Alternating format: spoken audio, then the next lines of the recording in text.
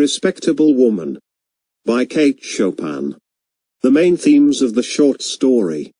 A Respectable Woman, by Kate Chopin, are identity and desire versus restraint. The theme of identity is enhanced through motifs such as perception and appearances because the story tends to follow the way the protagonist perceives herself and Juvenile. A Respectable Woman, by Kate Chopin.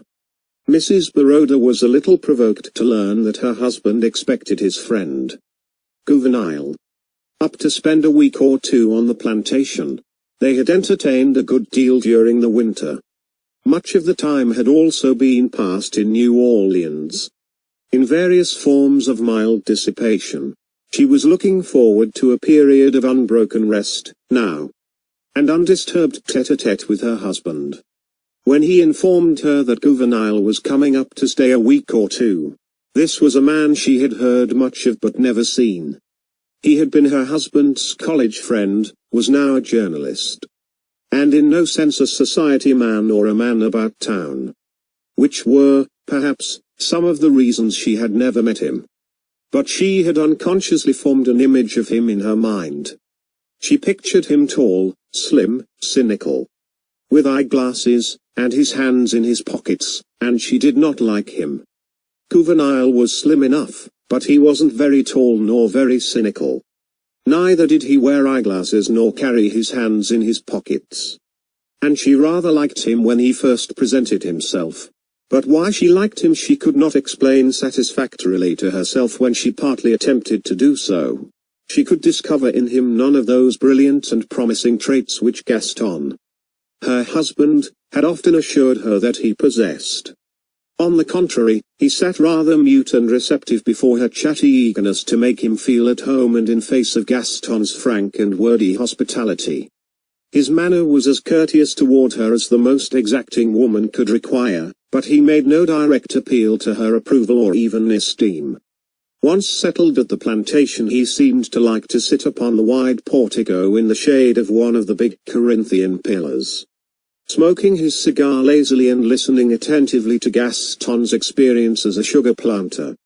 "This is what I call living," he would utter with deep satisfaction, as the air that swept across the sugar field caressed him with its warm and scented velvety touch. It pleased him also to get on familiar terms with the big dogs that came about him, rubbing themselves sociably against his legs. He did not care to fish, and displayed no eagerness to go out and kill grosbeaks when Gaston proposed doing so. Juvenile's personality puzzled Mrs. Baroda, but she liked him. Indeed, he was a lovable, inoffensive fellow. After a few days, when she could understand him no better than at first, she gave over being puzzled and remained piqued. In this mood she left her husband and her guest, for the most part, alone together. Then finding that Juvenile took no manner of exception to her action, she imposed her society upon him, accompanying him in his idle strolls to the mill and walks along the bordure. She persistently sought to penetrate the reserve in which he had unconsciously enveloped himself. "When is he going, your friend?" she one day asked her husband. "For my part, he tires me frightfully." "Not for a week yet, dear." "I can't understand, he gives you no trouble." "No. I should like him better if he did, if he were more like others. And I had to plan somewhat for his comfort and enjoyment." Gaston took his wife's pretty face between his hands and looked tenderly and laughingly into her troubled eyes. They were making a bit of toilette sociably together in Mrs. Baroda's dressing room. "You are full of surprises, Ma Belle," he said to her. "Even I can never count upon how you are going to act under given conditions." He kissed her and turned to fasten his cravat before the mirror. "Here you are," he went on, taking poor Juvenile seriously and making a commotion over him. The last thing he would desire or expect. Commotion. She hotly resented. "Nonsense. How can you say such a thing? Commotion, indeed. But, you know, you said he was clever." "So he is. But the poor fellow is run down by overwork now. That's why I asked him here to take a rest. You used to say he was a man of ideas, she retorted, unconciliated. I expected him to be interesting, at least. I'm going to the city in the morning to have my spring gowns fitted. Let me know when Mr. Gouvernail is gone, I shall be at my Aunt Octavie's. That night she went and sat alone upon a bench that stood beneath a live oak tree at the edge of the gravel walk. She had never known her thoughts or her intentions to be so confused. She could gather nothing from them but the feeling of the distinct necessity to quit her home in the morning.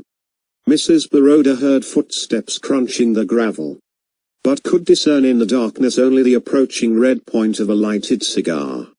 She knew it was Gouvernail, for her husband did not smoke.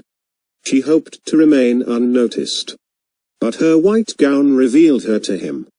He threw away his cigar and seated himself upon the bench beside her, without a suspicion that she might object to his presence. Your husband told me to bring this to you, Mrs. Baroda, he said, handing her a filmy white scarf with which she sometimes enveloped her head and shoulders. She accepted the scarf from him with a murmur of thanks, and let it lie in her lap. He made some commonplace observation upon the baneful effect of the night air at the season. Then as his gaze reached out into the darkness, he murmured, half to himself, "Night of south winds, night of the large few stars." Still nodding night. She made no reply to this apostrophe to the night, which, indeed, was not addressed to her. Gouvernail was in no sense a diffident man, for he was not a self-conscious one. His periods of reserve were not constitutional, but the result of moods. Sitting there beside Mrs. Baroda, his silence melted for the time. He talked freely and intimately in a low, hesitating drawl that was not unpleasant to hear. He talked of the old college days when he and Gaston had been a good deal to each other. Of the days of keen and blind ambitions and large intentions. Now there was left with him, at least, a philosophic acquiescence to the existing order. Only a desire to be permitted to exist, with now and then a little whiff of genuine life, such as he was breathing now. Her mind only vaguely grasped what he was saying. Her physical being was for the moment predominant. She was not thinking of his words, only drinking in the tones of his voice. She wanted to reach out her hand in the darkness and touch him with the sensitive tips of her fingers upon the face or the lips. She wanted to draw close to him and whisper against his cheek. She did not care what as she might have done if she had not been a respectable woman. The stronger the impulse grew to bring herself near him, the further. In fact, did she draw away from him, as soon as she could do so without an appearance of too great rudeness. She rose and left him there alone. Before she reached the house, Gouvernail had lighted a fresh cigar and ended his apostrophe to the night. Mrs. Baroda was greatly tempted that night to tell her husband, who was also her friend, of this folly that had seized her. But she did not yield to the temptation. Beside being a respectable woman, she was a very sensible one. And she knew there are some battles in life which a human being must fight alone. When Gaston arose in the morning, his wife had already departed. She had taken an early morning train to the city. She did not return till Gouvernail was gone from under her roof. There was some talk of having him back during the summer that followed. That is, Gaston greatly desired it. But this desire yielded to his wife's strenuous opposition. However, before the year ended, she proposed, wholly from herself, to have Gouvernail visit them again. Her husband was surprised and delighted with the suggestion coming from her. "I am glad, chère Amy, to know that you have finally overcome your dislike for him. Truly he did not deserve it." "Oh," she told him, laughingly, after pressing a long, tender kiss upon his lips. "I have overcome everything. You will see. This time I shall be very nice to him." End of the story. Thank you.